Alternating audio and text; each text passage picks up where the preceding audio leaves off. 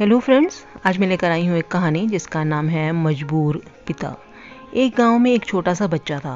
उसके पिता तो थे लेकिन माँ की मृत्यु हो गई थी। पिता सारा दिन काम करता और अपने बेटे को पाल पोस कर बड़ा करता है। वह सारे सुख अपने बेटे को देता है जो एक माँ दे सकती थी। उस पिता ने कभी कुछ नहीं मांगा, सिर्फ इतना ही मांगा कि मेरे बेटे को कोई परेशानी ना हो। दिन बीतते गए। बेटा पढ़ लिख कर अच्छा जॉब भी करने लगता है और वह शहर में रहने लगता है। कुछ दिन बाद वह अपने पिता से मिलने आता है और कहता है, पापा, मुझे कुछ पैसों की ज़रूरत है। मैं चाहता हूँ कि शहर में ही ज़मीन लेकर अपना घर बना लूँ। पिता इस बात को सुनकर बहुत खुश होते हैं। सोचते हैं कि मेरा बेटा है, इसे नहीं दूंगा तो किसे दूंगा। जिंदगी भर की बचाई हुई पूंजी को निकालकर अपने बेटे को दे देते हैं। बेटा शहर चला जाता है और उन पैसों से अपना घर बना लेता है। पिता इधर इंतज़ार करता रहता है कि मेरा बेटा एक ना एक दिन मेरे पास ज़रूर आएगा। जाएगा कहाँ?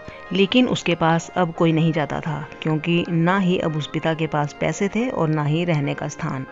कुछ दिन बाद बेटा फिर लौट कर आता है और अपने पिता से कहता है, पापा, अब आप दादाजी बनने वाले हैं। पिता को बहुत खुशी होती है। इस बात को सुनकर वह कहते हैं, तू मुझे मेरी बहू और पोते से कब मिलवाएगा? बेटा कहता है, पापा, बस थोड़े दिन और।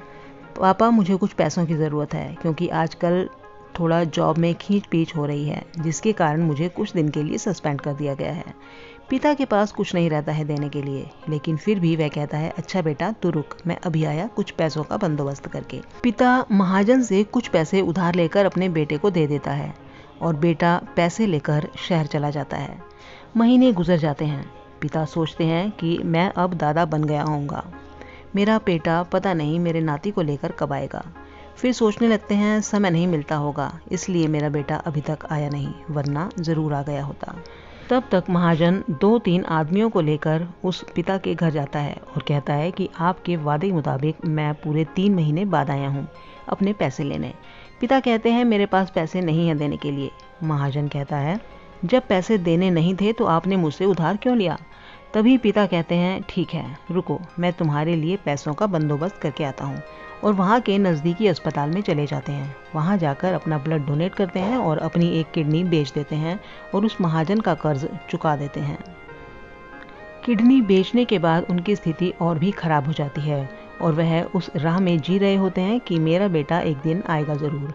इस आस में जीते जीते एक दिन पिता की मृत्यु हो जाती है और इस बेटे को अपने पिता को आग देना भी नसीब नहीं हुआ। दोस्तों, आप ऐसे बेटे के बारे में क्या कहना चाहेंगे? कमेंट बॉक्स में ज़रूर बताइएगा। और अगर इस कहानी ने आपके दिल को छुआ हो तो वीडियो को लाइक और चैनल को सब्सक्राइब ज़रूर कीजिएगा। Thank you.